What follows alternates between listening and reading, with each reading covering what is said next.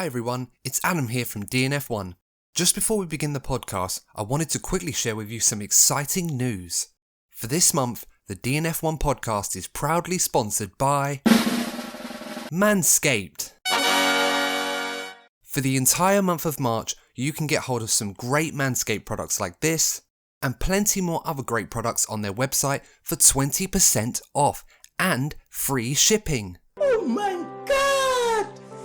Wow! All you have to do is head over to manscaped.com and use our promo code DNF1 to receive 20% off your order and also free shipping too. We loved using Manscaped products and we know that you will too, so make sure to get yours now. Trust us, your balls will thank you. So hello there and welcome to a brand new episode of the DNF1 F1 Podcast, the show where we like to take all of the latest news, gossip and events in the Formula One world and relay that back to you guys for a bit of healthy discussion and also a bit of banter as well, depending on which platform you choose to follow us on. And of course, guys, we haven't got the wonderful, stunning Mr. Courtney Pine with us. However, we've got some friends from across the pond in Ottawa, Canada, no less. We are joined today by the guys Aaron and James from the WheeltoWheel Podcast. Aaron, first of all, hello. Thank you for joining us on the DNF1 Podcast. How are you doing this afternoon? Doing great. The beautiful weather starting here in Ottawa, Canada. So we're excited. We're excited for 1 week away from the Bahrain Grand Prix. So thank you for having us, Adam. Super pumped to join you here today. We've been listening to your podcast for the last little bit, and it's a pleasure to be on today. Thank you, Aaron. Of course, James, no less. Nice to have you on the podcast as well. James, how are you doing? Oh, like Aaron said, it's a balmy 13 degrees out today. Basically shorts weather. It's incredible outside. Can't be races next week. Couldn't be happier. I'm glad to hear that actually, because it's similar weather today in the UK, in London in particular, and I was out in shorts and everyone was giving me funny looks. So I'm like, winter's over, guys. It's nearly April. We've got to kind of embrace it. I mean, it's not as far as the guys up in Scotland usually do it. They usually wear shorts unless it's like minus 50. But with that being said, probably less said the better, I suppose. You'd fit it right in over here. I'm sure I would actually. I mean, I'm not very good with my French, but I'm sure you guys might be able to teach me a few phrases. No, we aren't barking up the wrong tree. Yeah, that's the thing, because I've spoken to quite a few guys from Canada, and every single one of them, you know, pardon the stereotype, but everyone seems to assume that most guys know French that are Canadian, but apparently not many of you do, or at least the ones I've spoken to. Well, I was gonna make a Peaky Blinders joke, so that's a good start. Well, I made the mistake about talking about that, but it's set in Birmingham, so that's a bit different to London. But it is true. There's definitely areas where it's either people speak it very, very well, or like us, not very well. So we try. But. Fair enough. But yeah, of course, guys, we're here to talk about Formula One. And the first thing I think we should talk about for the first couple of minutes, if we can, is the new Drive to Survive series that recently aired on Netflix. If you haven't already seen it, guys, I definitely recommend it. It's always plenty of good moments and controversy, of course, if you're an F1 fan. More often than not, you're going to find yourself complaining about certain things that aren't really accurate to the overall story of the season. But of course, it makes a lot better TV to see the controversy. Guys, I'm going to ask you, first of all, how much of Drive to Survive have you seen of season 3? Every bit, every second. Yeah. Oh, wow. We both took the day on Friday and watched it from start to finish. So we, if you know our backstory for the way our podcast started, is we all watched Drive to Survive during quarantine when it first started. We didn't really know much about Formula One, like less than, I guess, we're coming up on a full year of being like diehard fans now. And so yeah, we started with Drive to Survive season 2 and then watched back into season 1. So it's been a huge thing for us. So as soon as it came out, yeah, we took the day and watched all 10. Well, I'm sure Netflix would be really glad, and of course Formula One, to hear that newer fans are coming to the sport. And I suppose that's what the documentary's really made for. It's, of course, the hardcore fans are going to enjoy it, regardless of whether it's good or not. But it's nice that newer fans are coming into the sport and kind of getting an understanding of how it works based off that documentary. So that's really great to hear. I mean, I've got to ask you guys, is there a particular favorite moment of yours? Aaron, I'll come to you first from this series. Come to me first. I don't want to steal your thunder, James, but I don't know if this is similar. But, yeah, go for it. Episode 9 was titled Man on Fire, and it was all about Romain Grosjean's crash and also just the other events of both Bahrain Grand Prix. So for me, you have the drama and the absolute like heartbreak of the crash, and everything that was kind of behind the scenes with that. And that was obviously like bone chilling to have. They had an interview with Roman's wife in there as well. So very emotional. Like I almost cried watching it. Honestly, it was really, really emotional. Obviously, like watching the Grand Prix, you know that he lived, so it was a little easier to watch. But the way they dramatized it was just crazy. Like if you hadn't known about that moment, it was very, very dramatic. So it was definitely got the heart racing. And then they move on in the same episode and talk about Checo Perez's first win in the next week at the Sakir Grand Prix. So for me, no episode was better than that one. So I won't go too much into detail because I know you have yet to watch it, Adam, but you're going to love it. And I'm sure everyone that was watching that race, those two races, it does it justice for sure. Yeah, I mean, just to clarify, guys, to keep up my F1 street cred as best as I can, I've seen up to episode 6, so I'm fair way into it, but of course, I'll probably be finished it by tomorrow evening or something like that. So apologies for not keeping up with the hardcore, but I will make up for that. James, of course, I've got to come to you as well. What is your favorite moment of the series so far? I definitely enjoyed episode 9. That was probably my favorite episode through and through, but to change it up from Aaron is the Ferrari episode with Seb. It was so interesting to see like how much they were trying to celebrate, and then the complete contrast of Seb going like, I'm going to a brand new team on your 1000th Grand Prix, just completely stealing the thunder. And just, I loved how much he just seemed like he was just done with it. You guys axed me, I'm moving on, and I'm going to try and take as much as I can on the way out. And there was a lot of funny little bits too when he was like speaking with, it was him and Charles speaking with like a group of fans on the laptop, and one of the fans asked Charles about joining or like releasing a clothing line, and then Seb just like straight up told the truth. He's like, you see this Puma logo, like he's not allowed to come and release this stuff. We have sponsors. He's like, I can't say that, but I'm leaving now, so I really don't care. And it was just little things like that. I just love Seb's little banter, and it was incredible. To be fair, James, I'm not going to lie. I mean, that wasn't my ultimate favorite moment. I don't think it takes a lot to beat the sight of Valtteri Bottas's bare ass when he walks into the sauna in episode 3. Bottas. Very Bottas. Yeah. It's going to be one of those podcasts, guys. But that being said, of course, Seb Vettel, as a Ferrari fan, I personally felt very saddened hearing the news about Seb Vettel in the manner that it was. I mean, we expected Seb to stay at Ferrari. The talks were, apparently the talks were ongoing, but it never even got that far. Ferrari had made their mind up that they weren't going to continue with Seb, and that's absolutely fine. But, you know, there's a way to do it. And like you said, James, I really enjoyed, despite the fact it was Ferrari's 1000th Grand Prix at Mugello last season, everyone was enjoying the brand new livery that Ferrari brought to it, the celebrations, the event, the whole event itself that goes into something like that. We've never seen from any other team, of course, Ferrari with their history.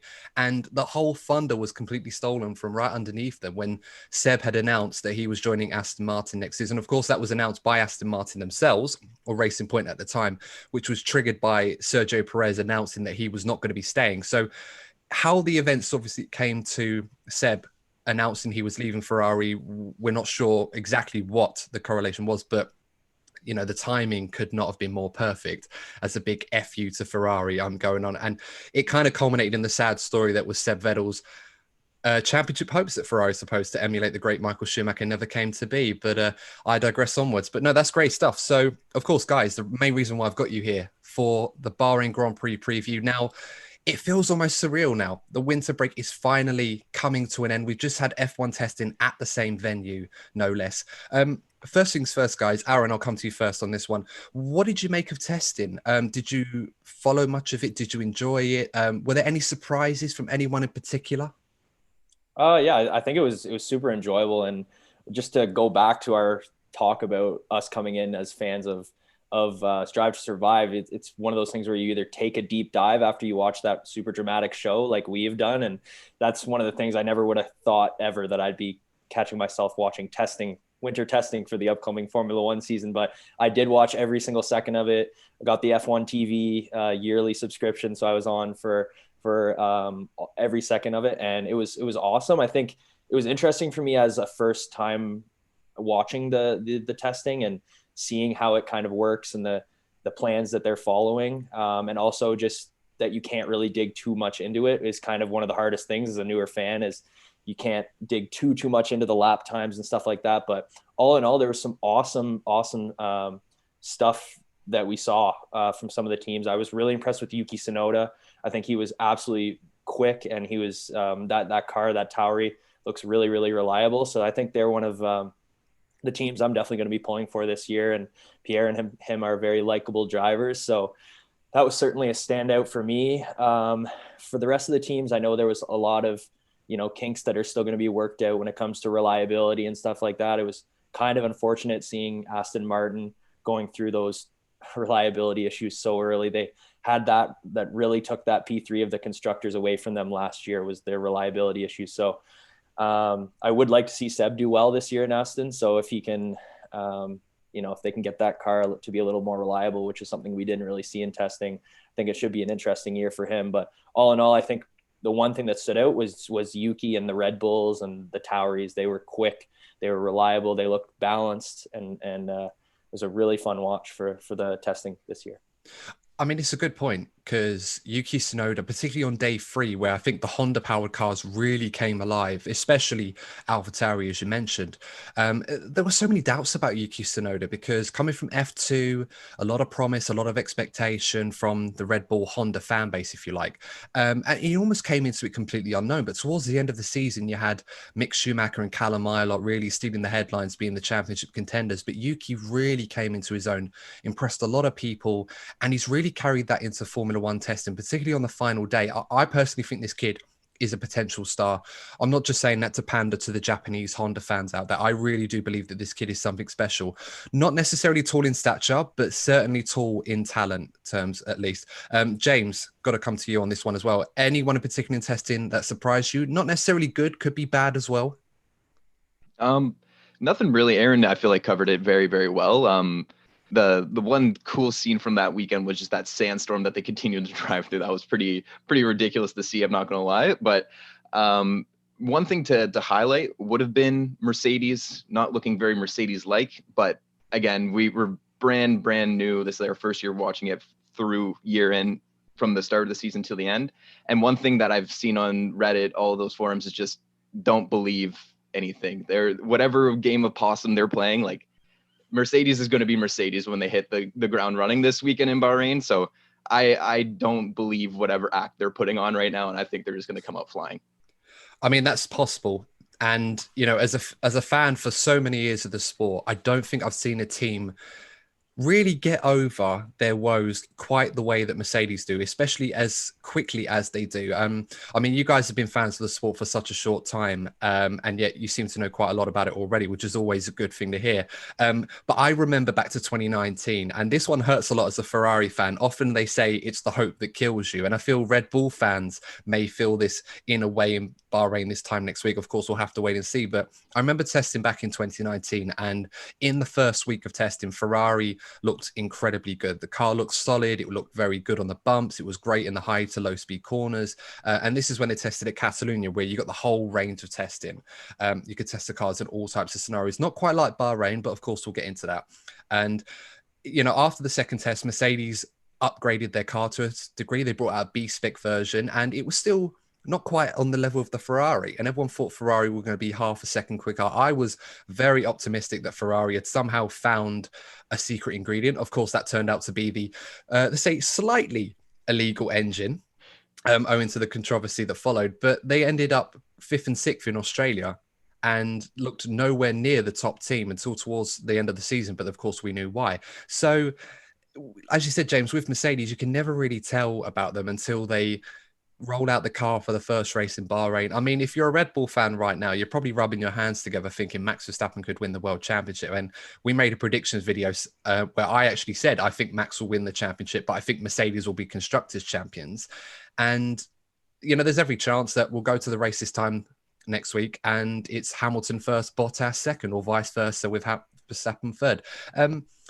As fans of the sport, obviously seeing what you've seen, do you feel as confident perhaps as some other Red Bull fans may be that perhaps they may have finally got a car together in a package with the Honda engine that could, at the very least, challenge Mercedes on an equal level? James, I'll come to you first on that.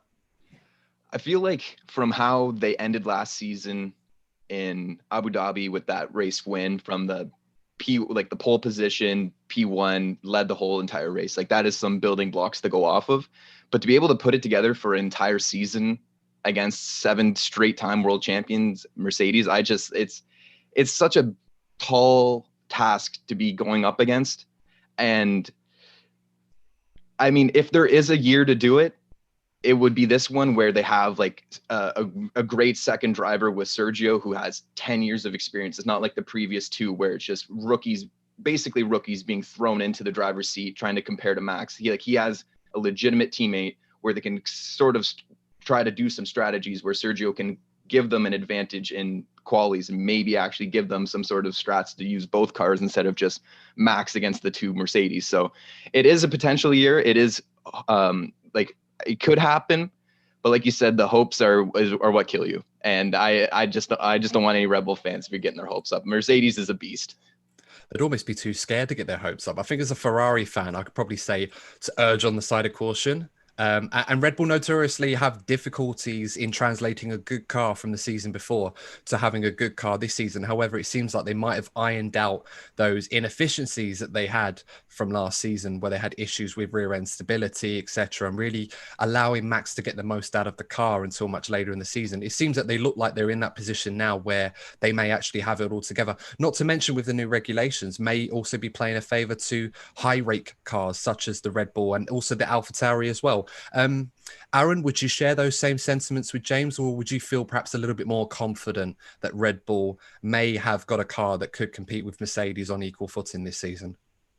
Yeah, I think I would echo a lot of the things that James says. I think one of the differences I would say is just like Mercedes has proven themselves. They've been a beast. 2020, we're slowly moving towards, I think, more competition when it comes to those top 2 teams, but I don't think we're there quite yet. I think we're still going to see, a lot of these cars are pretty similar to last year. So there is a lot of optimism. And I think the biggest call for optimism there is that Checo Perez is in that second seat. They can work on maybe an alternate strategy and get him into the podiums quite more frequently than a lot of the other drivers there. So I think it'll be closer. I still think Mercedes is going to take it this year. I think they're a beast. Lewis Hamilton is just so good.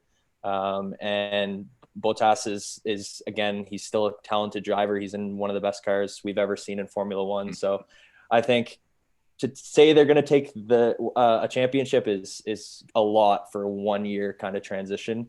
But I think in the next 3 years, we're going to see so much more competition there. So I'm really excited. I think Red Bull is really, really close as they've been, and it's just going to keep getting closer. So there's a lot of other teams too that I think are getting even closer, which is the most exciting part. I think those other teams, McLaren and AlphaTauri we talked about, they look so good. And to see that midfield start to maybe break up and keep moving up towards that third and second teams in the constructors there, I'm excited to see competition at all levels.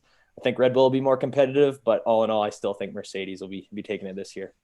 That's fair enough. I mean, it's good that you've mentioned, some of the other teams as well. Of course, 2022 is going to be a huge year where, in a way, everyone kind of starts in an equal playing field. F1 has really never had a set of regulations that's kind of played to everyone being on an equal status. There's always been a case of those that have versus those that don't.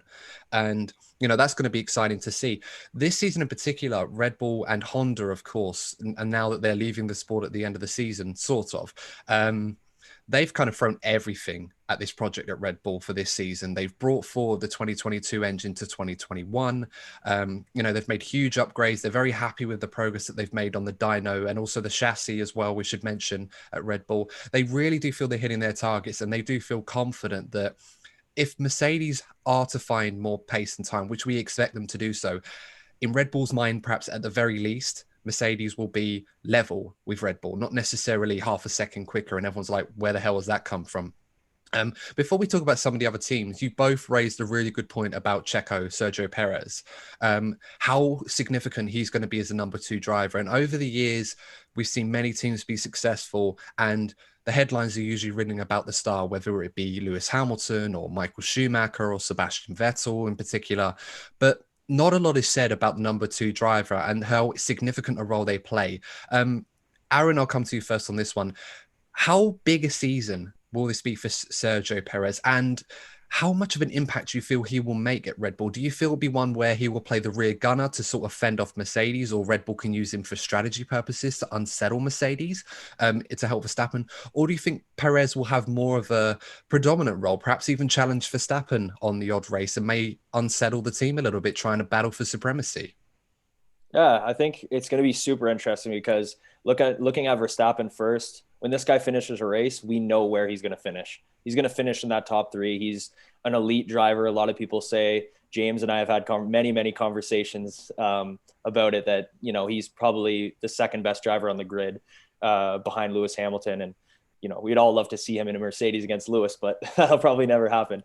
But I digress. And talking about Checo, it gives that whole team options, which is something that I don't think they've seen a lot of. There's been so much shakiness when it comes to that second driver. There's not really a reliable option there that we've really seen. They really stress it a lot in this newest season of Drive to Survive. The fact that Christian Horner is so frustrated with Alex a lot of the time because, you know, he sees a lot of like talent there, but they never really got it to be consistent enough. So I think Checo has proven, especially over the last couple seasons, last season obviously more than any, that he's been consistent. I personally don't think he's going to have too much of an issue. Like you said, that Red Bull looks a lot more balanced coming into this year. I think that's going to be a huge thing for him. If it's going to be easier to drive that car for Max, I think hands down it's going to be easier for Sergio to transition into that car. So I'm super excited. Gives them options. The alternate strategy, we know that Checo can make love to hard tires. He can drive those things forever. So right there, I think that gives me enough of a confidence to say that we're going to see him on the podium pretty often this year. And if not on the podium, he's going to be in that, you know, top 4, top 5 most of the time that he finishes races. So I'm super excited. And which is kind of weird to say because we just talked about how we don't think they have a chance against Mercedes, but you're talking to, again, 2 newer fans that we've just seen so much dominance from Mercedes. I can't put my money on. Oh, I'd love to be wrong. I would love to be wrong. Yeah. We got to get that out there. But yeah, Mercedes is just the safe bet, of course. Oh no, absolutely. I mean, Sergio Perez, I love the way that you phrase that, Aaron, making love to the tires, because I always, you know, we could talk about some weird ways that people might have said in the past about how to drive the car as if you're, I don't know, caressing a woman or stuff like that. I don't know if that's appropriate or not. But you've heard that metaphor before, rightly or wrongly. And Sergio Perez is very, very good at time management. It's something that Lewis Hamilton is actually very, very good as well. Something that a lot of people don't notice. And I think last season really paid dividends. I think if any indication was needed of how good Lewis is with time management, equally to how Perez was great at Sakir, just watch back the race in Portimao.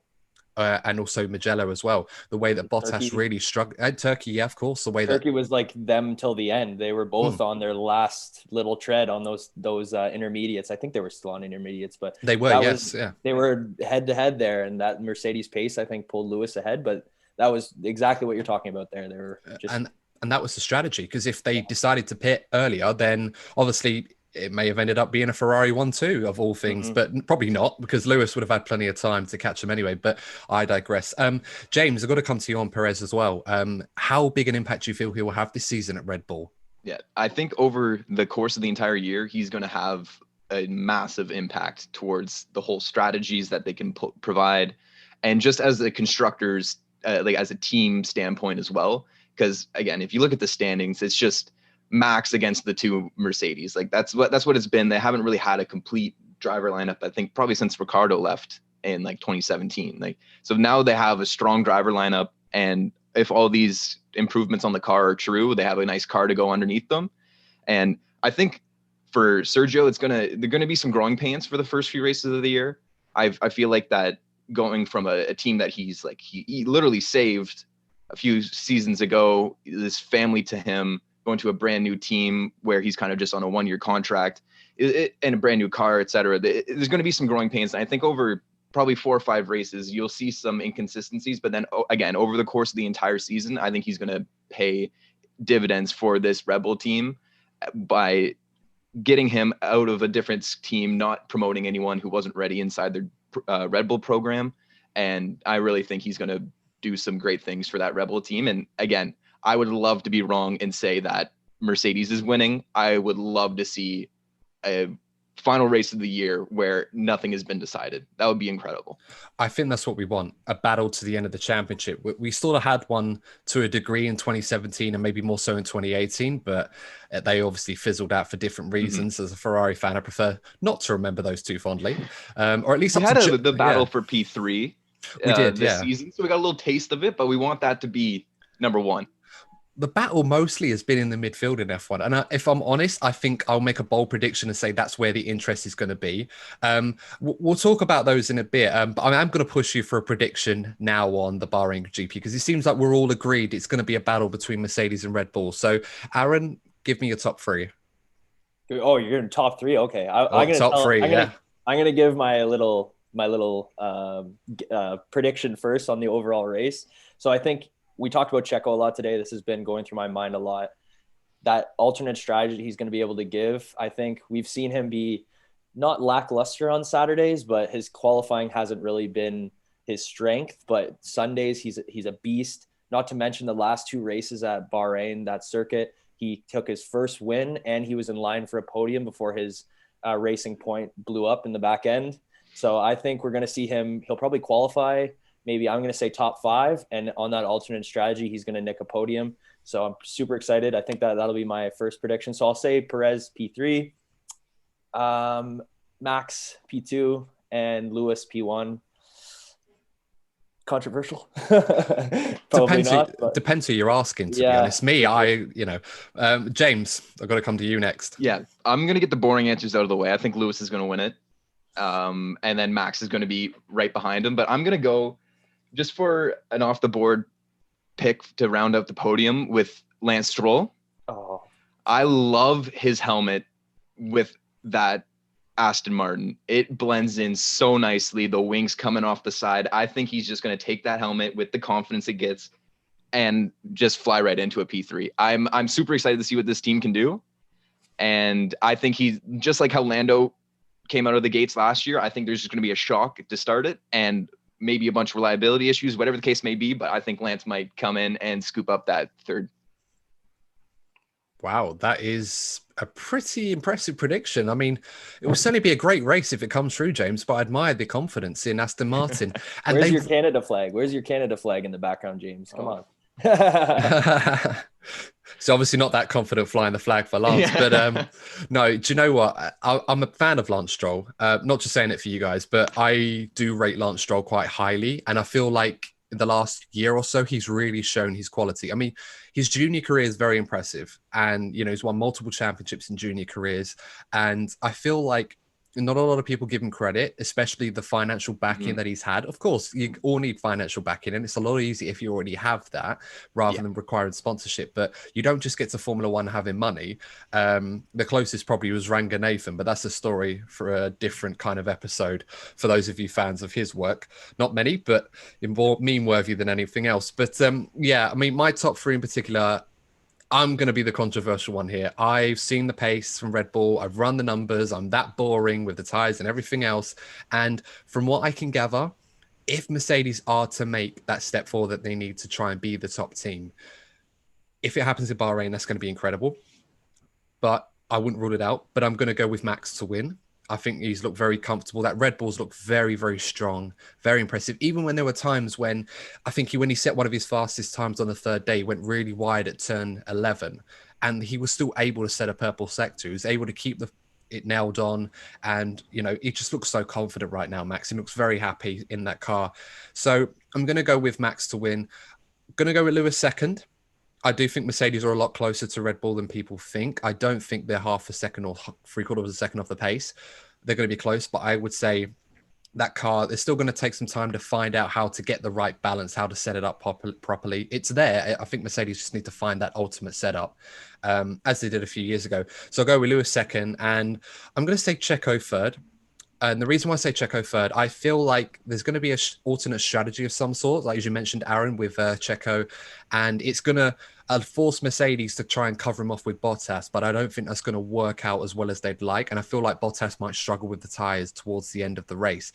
Bahrain is usually a circuit where you kind of dither between a 1 or 2 stop race. I remember Sebastian Vettel back in 2018, winning the Bahrain Grand Prix going on a one-stop when Mercedes thought he would two-stop, and then Bottas had to chase him down towards the end of the race, but he ran out of time. That was kind of the race where they said he should have gone for that lunge in turn one, but he didn't really do it for whatever reason. So yeah, I'm going to go with Max first, Lewis second, and Checo in third. Okay, so let's talk about Aston Martin, guys. I know, Aaron, you mentioned that Aston Martin in testing, it was really a bit hard to judge their pace or where they're really at. And of course, you had high hopes for them, James especially having high hopes for your boy Lance Stroll, of course. I mean, it's one of those weird ones with Aston Martin, because being the old joke with the pink Mercedes from last season at Racing Point, of course, the centre of controversy with the brake ducts issue, which of course they were penalised £200,000 per car, and of course 7.5 points each were docked off for the championship, which ultimately cost them that third place to McLaren in the Constructors' Championship. So, you know, coming from that to this season where a lot of people were expecting them to expand on what they did last season to create a Mercedes-like car, if you like, but with the Aston Martin identity, kind of going forward from what Racing Point were trying to achieve. And with that, there was a lot of expectation, not to mention that, as I mentioned already, Lance Stroll really growing into his role at the team, and Sebastian Vettel now joining, replacing Sergio Perez. A lot of expectation on Aston Martin to do well, and it was an absolutely stunning looking car, looked fantastic. Wasn't my ultimate favorite, but it's certainly grown on me, I think, on a racetrack rather than the showroom. Aaron, I'm going to come to you first on this one. Were you a bit surprised by Aston Martin's shortcomings in testing, where they had so many reliability problems that it really restricted them in terms of number of laps, which I think I'm right in saying Sebastian Vettel ended up being the worst prepared driver in the entire field, doing the fewest laps? Yeah, for sure. I do have to say the look of it really shocked me when it did get on the track. So I'll agree with you there. One of my favorite cars on the grid as well. But shortcomings is the exact way to describe it, because not seeing them really get through their programs is really unfortunate. Obviously, like I mentioned earlier, their reliability issues last year were coupled with those fines and point deductions really did take them out of that P3. They had so many races where they were just right there, and they ended up, you know, having a strong end to the year with that win and double podium. Not as good in Abu Dhabi, but there's so much going on here this year. There's so much to look forward to. We got Seb coming in. Is he the same driver that he was when he won his 4 world titles? That's what is on everyone's minds right now, because, you know, the last year at Ferrari was so tough. I don't think he just forgets how to be a world champion, and he's like a nerd of the sport, this guy. So he's definitely going to come prepared. I'm not too worried. He said as well, he's not too worried that he didn't get too much running in. Obviously, being in a new car, there is a little more reason to be worried, I think.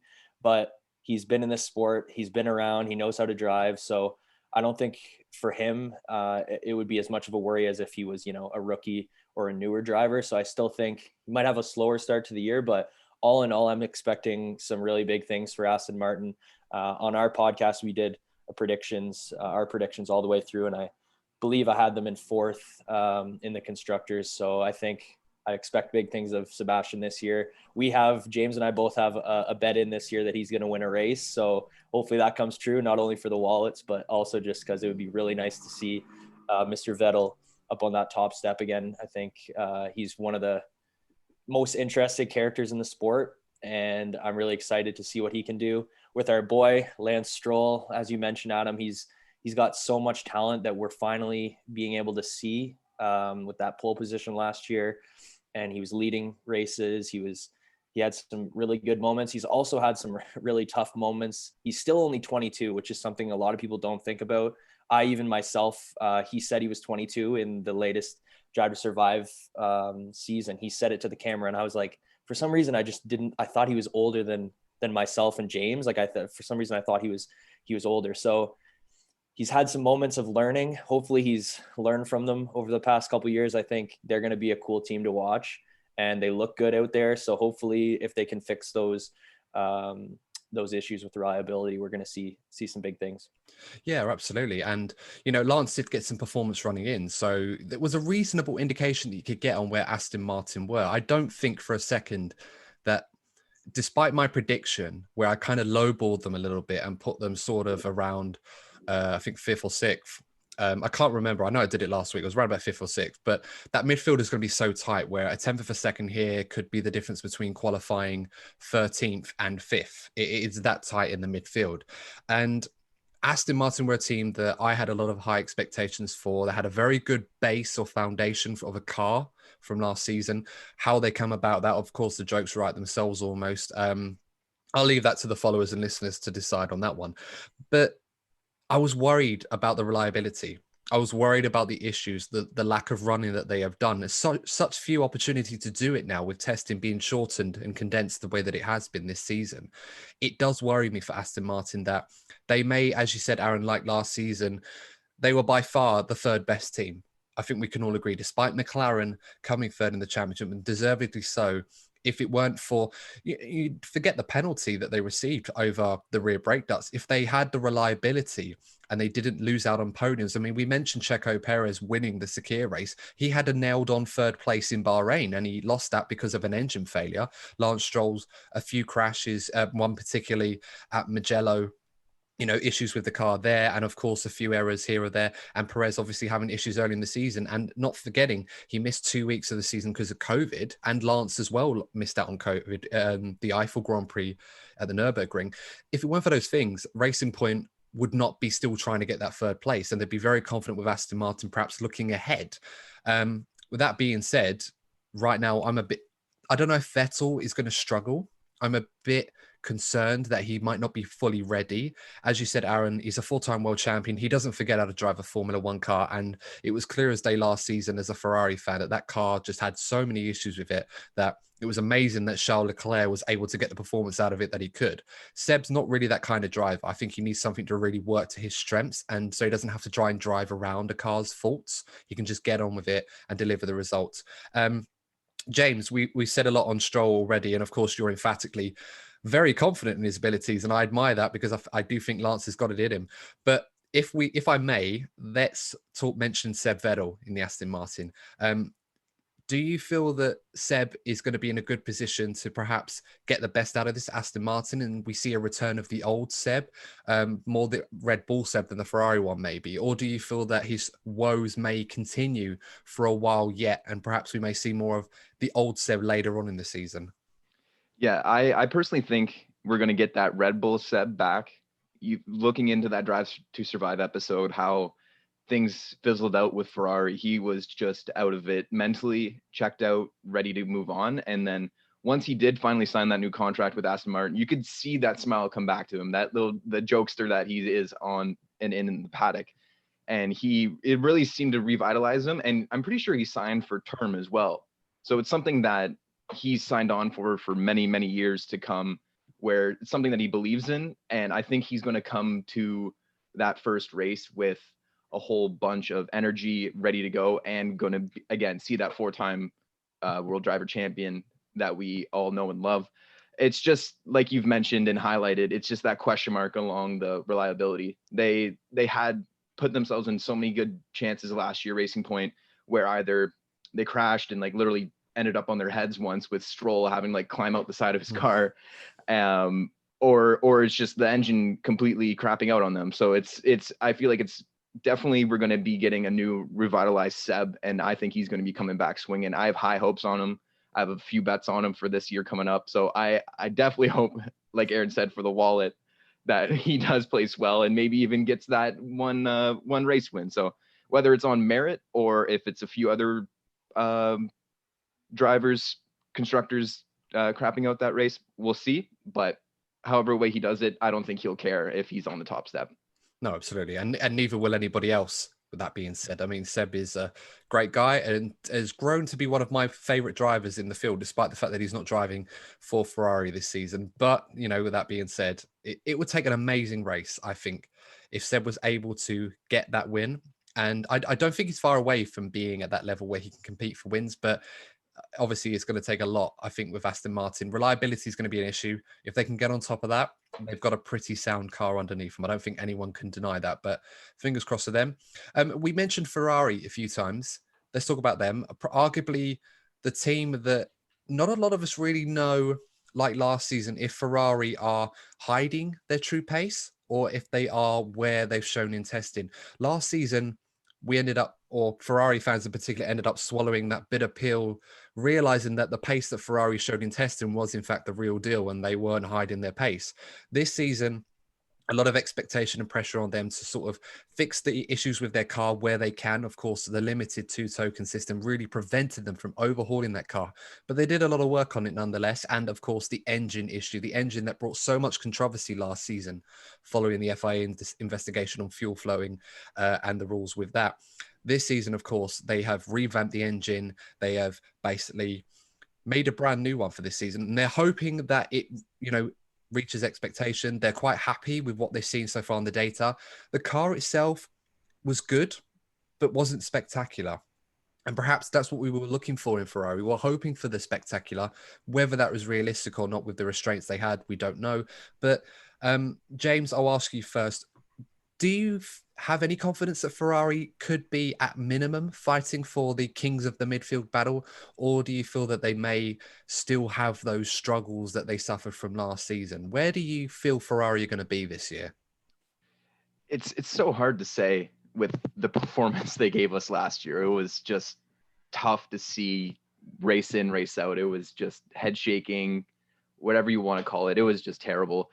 And I hope they're not at the bottom of that pack. I really do, just for the sport to see that red car up and competing in races and making it to Q3. Like, that seemed like it was a struggle half the time last year. So for I think for the sake of just entertainment wise, I surely hope that they are up there. But whether or not it happens, I have no idea. I'm not a science major, none of that. I couldn't tell you. It is beats me. Well, given what we saw last year, neither were many of the mechanics at Ferrari. With all the way that Drive to Survive made them out to be at Monza. I mean, that was a painful watch. I mean, it was an incredible race. And I think the euphoria of Pierre Gasly winning that race in the manner that he did kind of quietened the woes and stresses that Ferrari fans would have had, seeing how horrible their fortunes had changed 12 months following the incredible day that Charles Leclerc did when he won that race in the fashion he did. It was almost surreal as a Ferrari fan. I'd never seen it so bad in my life as a Ferrari fan, as long as I've supported them. It was a very dark day indeed. Aaron, I've got to ask you as well on Ferrari. Do you have any indication in your mind as to where you expect Ferrari to be, or are you completely clued out like the rest of us are? Because I have no idea. Yeah, I think clued out is the perfect way to describe it. But also, it's exciting because they don't have those expectations this year. I mean, you as a fan for many years, I guess there is still that like expectation that they're going to be, at a certain level. But coming off of what we've seen last year, like P4 would be an improvement. So if they can make any kind of gains, all the things that I've heard coming out of their camp, Binotto's been super positive when it comes to the power unit and the issues they've had, and they feel like they have a stronger one this year. It's obviously all relative with those other teams, the gains they're going to make. But one thing I will say, go back to your point about Drive to Survive, is the fact that they broke the episodes up. So they covered the Monza Grand Prix from the depressing Ferrari side of things. They didn't even talk about Pierre's win when they did that episode. They gave that a whole nother episode, which thank God they did, because that was also one of the best episodes in the series, because if they would have kind of gave you that roller coaster of emotions coming off the Ferrari lows and then up to Pierre's highs, they needed their own episode. So that was all good. But for myself, I'm a huge Carlos Sainz fan. I have been ever since I started. So I have a place in my heart where I want him to do really well. And so that made me kind of take a little bit more of an interest, obviously, in Ferrari this upcoming season. And I think we can expect a little more. They have so much, obviously, history. They're well-funded. They're an absolutely massive organization. So they've had a few months here to develop. And I think we're going to see an improvement. Whether that's, one or two spaces up in the constructors, it's hard to say.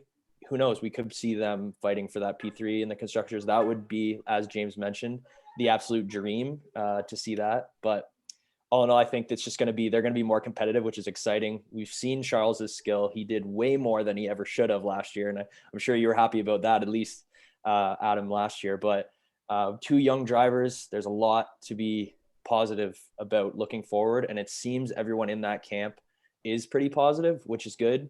The only other thing I'll mention too about testing is I know we looked at the Alfa Romeo a lot and a lot of their data that they were able to provide. So they looked good. They looked good with the power unit. They looked like they were back up in that midfield. So I'm sure you were excited to see that. Yeah, no, absolutely. I think you're right to mention Alfa Romeo, because a lot of people were trying to sort of guess what pace Ferrari really had or what they were showing in testing, because during the long runs, particularly on day 3, Kimi Raikkonen was pretty much on the tail of Charles Leclerc for a lot of it. Over the course of the stint, it was probably a few seconds difference. Some insiders at Ferrari or those related to Alfa Romeo have indicated that both cars were running different power unit settings, where the Alfa Romeo was running a higher setting and the Ferrari was running a lower one, in the same way that Red Bull were running a lower setting for the Honda power unit compared to the AlphaTauri. So if that is true, and the Ferrari engine is as good as people say it could be, then that's encouraging signs for when Ferrari do turn up the wick on the engine and really show how many prancing horses are in that car, pun intended. But I'm terrible. If anyone's actually listening to these podcasts, I'm absolutely terrible with these. I'm surprised I don't unsubscribe because of how bad I get when I'm in the mood. But yeah, I mean, with Ferrari, Carlos Sainz as well, you've mentioned him as well. He's going to be an important factor this season, because I think whilst Vettel struggled a lot with his Ferrari, we saw Carlos Sainz in testing at first really have a hard time to get on top of this car. On day 3, he really started to show his pace a bit more. I think it's fair to say that despite the intrigue with that battle potentially between Leclerc and Sainz, because it will happen sooner rather than later, it's more likely that it's going to be a while before Carlos Sainz really gets to grips with this new car and team environment. And there's a lot that goes unsaid about how difficult it can be to move across teams, especially with as little prep time as these guys have now. It's going to be interesting to see how that kind of works. I'm confident Ferrari will be able to manage it. But sooner rather than later, I think Sainz is really going to battle for some supremacy, knowing that the Mick Schumacher element may also be a factor in years to come. James, what do you make of Carlos Sainz at Ferrari? Do you feel that he's ready for this challenge? And if not, perhaps, do you feel he needs time to sort of bed himself in before he can battle Leclerc? I feel like from last season, he's kind of lucky how they underperformed, because it definitely tapers off expectations. The Ferrari fans can be a bit crazy. I'm not calling you crazy, but I know from what I've seen is that the Tifosi can definitely have very, very high hopes for this team. And considering how terrible they were last year, you can really see how that can kind of like lower the expectations and kind of give Carlos like a blank slate. He's not trying to like repeat as a world champion for the constructors or whatever it may be. It's just like improvement. That's basically what they want, is to see some sort of improvement. And if they don't, maybe they can just hope for a lot of wet races. We'll see what happens. But that's basically what I'm saying, is that I think he has a very, very good chance of competing.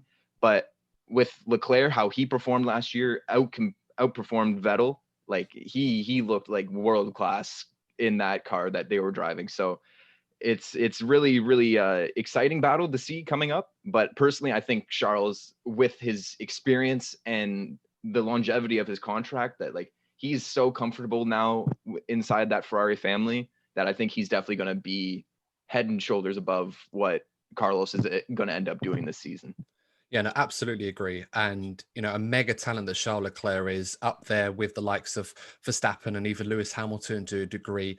There's a lot of pressure on Ferrari, and my colleague Courtney often refers to it as a national institution. And it does. It's quite unique in the way that Ferrari kind of transcends the usual Formula One team to being represented by a country rather than an actual fan base. And in some cases, lots of the world kind of add to that on top of Ferrari. So there's a lot of pressure on them to deliver. I'm hopeful, perhaps, as you mentioned, James, not crazy, but probably bordering on the optimistic to perhaps deluded in some regards. But every fan base has them. But yeah, let's hope for the best in their case. Formula One needs Ferrari to do well, but we'll see. Just pointed to the jersey. I like it. I like it.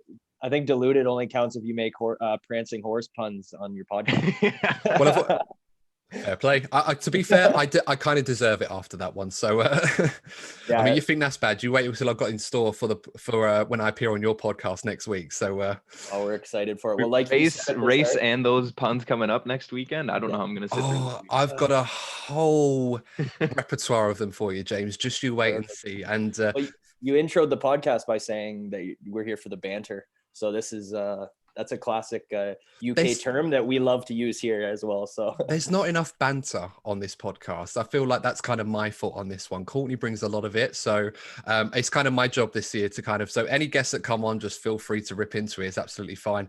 But yeah, let's move aside. Of course, this is an F1 podcast, of course. Let's talk about McLaren before we wrap this up, guys. McLaren were arguably the team that had, other than Red Bull, perhaps the most impressive testing. And I think they were very happy with the tests that they did. They got through their programs relatively quickly, despite being one of the fewest, but one of the teams that did the fewest laps. They were very, very happy with that. And the car looked very good, looked very stable. The Mercedes engine, a lot more drivable, a lot more oomph, if you like, really, really brings a lot of smiles to not only the likes of Daniel Ricciardo and Lando Norris, but McLaren fans everywhere. And we did an episode on this a couple of days ago. Courtney and we were talking about McLaren's prospects, and with the budget cap coming in this season and the 2022 regs and the fact that McLaren have got the new Mercedes engine on board with this car and the right management and driver lineup, I had said, be very excited, guys. I remember when McLaren were dominating Formula One, the late 90s, battling away with Ferrari, and of course into the 2000s as well. I would go out on a limb and say I think McLaren are very, very close to getting back to that level again.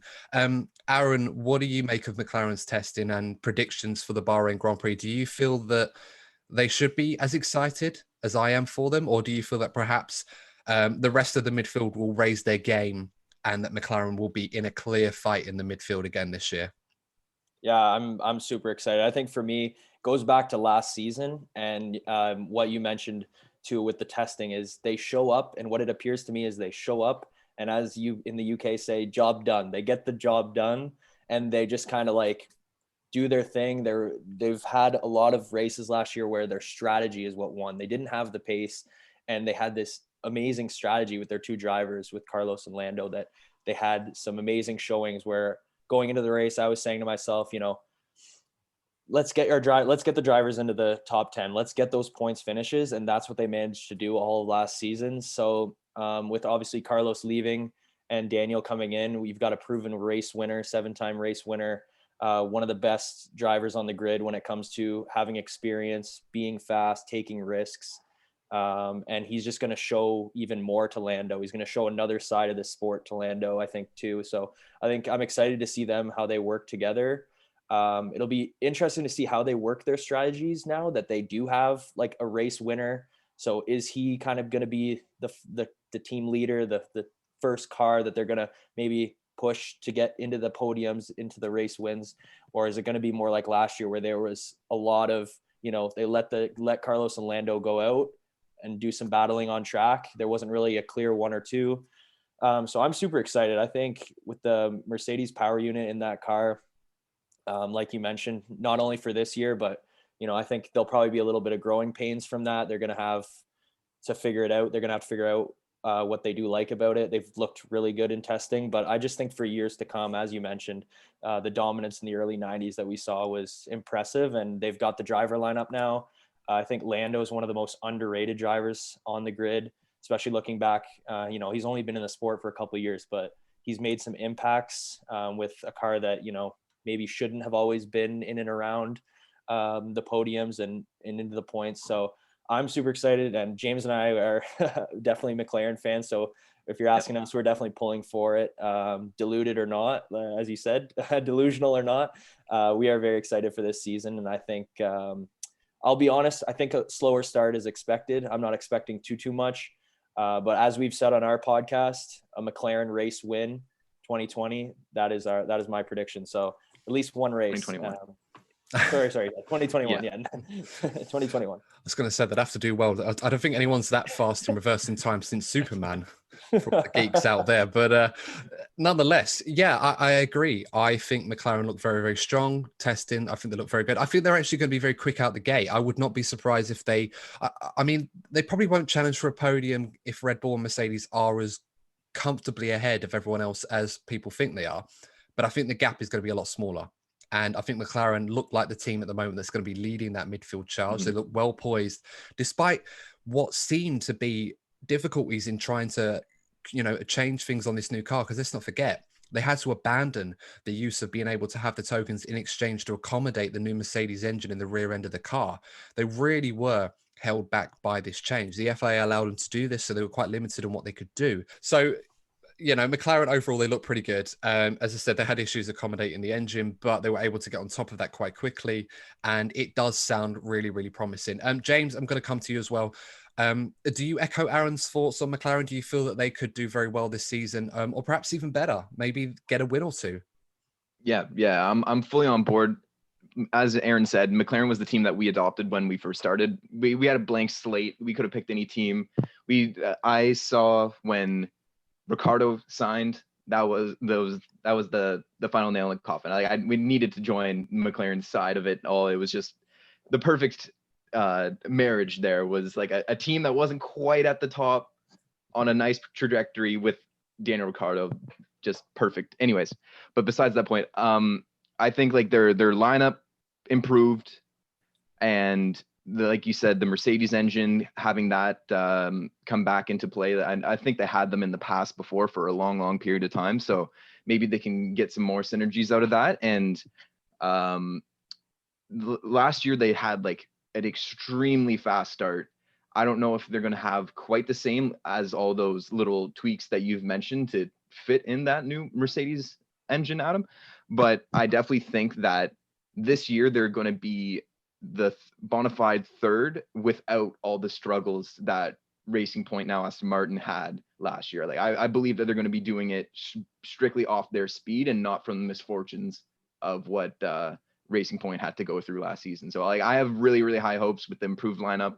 And of course, I mean, this might not be the most objective answer considering that we are the fans of McLaren now, but yeah, I definitely think they can have some competition. Whether they go and give Red Bull and Mercedes a little run for their money, that's a conversation for another day. But for now, I'm liking P3. That's where I'm having them slotted in. Yeah, no, I think that's a fair point. And, you mentioned the engine. Of course, they'll be running the same engine that Aston Martin will. So there's no excuses in terms of Renault power unit versus Mercedes power unit. They're now going to be an equal playing field, which is only going to be a huge advantage to them. So I'm very confident. I think McLaren are going to do well. Ricciardo looks very well poised and there, looks quite happy there. Lando Norris, I'm expecting another good season from him. Hopefully, be a bit more like Ricciardo in you can keep that bromance, that camaraderie that he had with Carlos Sainz, but as soon as the helmet goes on and the visor goes down, you're all about business, and that's one of Ricciardo's best strengths. So I hope Lando really learns that from him. I think it's going to be a good experience, perhaps to be a bit more mature behind the wheel, but that's probably a harsh criticism of Lando. I think he's been good so far. Yeah, and that definitely is a great mentor for Lando to come up. I know him and Carlos were like similar in age, so having Daniel, who's been in the sport 10 years now, can definitely do some wonders for him. Absolutely. And as Daniel said, I think he believes that this is his best chance to win a world championship. And I absolutely agree. I think it definitely could be, considering that this is a team that he rejected a few years ago that promised him all of these managerial structure changes, design changes on the car, personnel, performance and everything else. They've delivered that now.